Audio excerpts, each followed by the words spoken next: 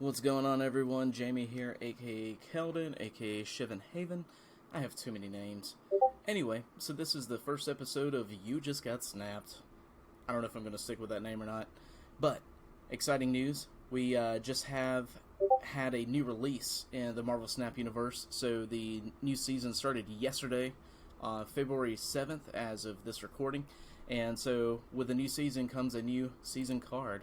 So for this go around, we have Blink, and I went ahead and just pulled that up now so you can see what its capabilities are. So on reveal, swap the last card you played with a higher cost card from your deck. So if you have been playing Snap for a while, or even just a little bit, and have gained access to a card called Lockjaw, think of this as being an opposite effect of what Lockjaw does.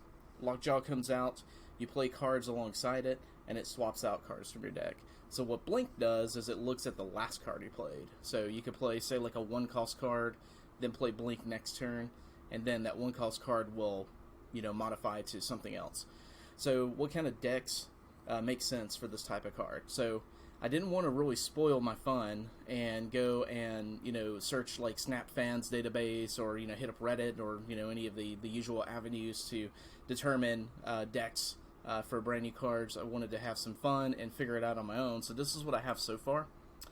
So pulling up my deck list.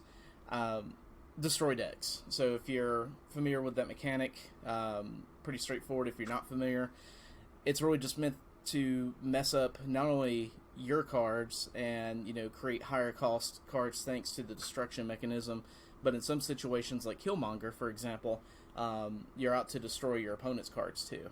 So this is what I have so far. I've played roughly 8 to 10 games. Once again, I'm trying to avoid Snap Fan, so I'm not looking at my stats just yet, but I feel like I've won a majority of these thanks to Blink going out and swapping out like Nico or Deadpool or X-23 with a null or a def like on turn 5, which is really cool. So you play like one of those one-cost cards as part of your turn 4 play. And then, turn 5 you get Blink, which is a 5/7 plus one of these other powerful cards. So just throwing it out there, that's my current method to my madness for this card. And doing a little research, one thing I want to stress too with Blink, let me pull it back up again. This will look at your base cost amount. So the reason why I stress that, if you're trying to put this in a deck with, say, like She-Hulk or something else that may manipulate the casting cost, it's going to ignore that. So just keep that in mind. I figured that out through some testing early on when it came out yesterday. And then as far as like other combinations, I had this happen to me once, and I don't have the deck pulled up now. I went ahead and killed it off because they really need to raise the limits of how many decks you have in this game. But I was messing with a Blink Galactus combination. So as you can imagine, if you're familiar with Galactus, let me find him on my list here. There's a good old Galactus. In this case, in his all pixel form. I know people hate pixel, but this is one of the rare pixel cards I actually like. So if you're winning this location and this is your only card here, destroy all other locations.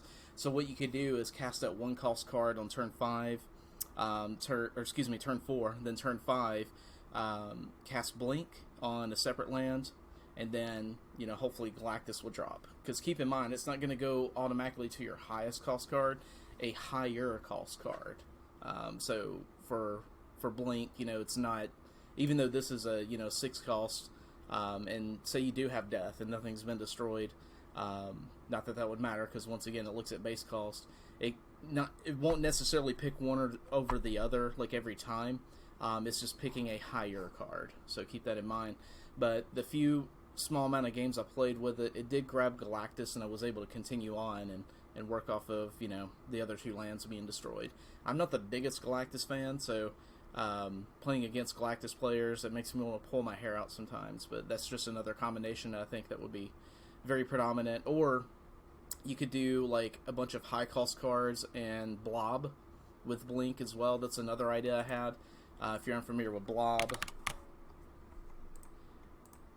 it's essentially going to take a look at the cards in your deck and just merge all those cards into its power level. So that kind of accounts for not being able to place cards on the field in those lower turns by having so many higher cost cards. So that's another concept. Haven't done anything with that yet, but just thinking out loud.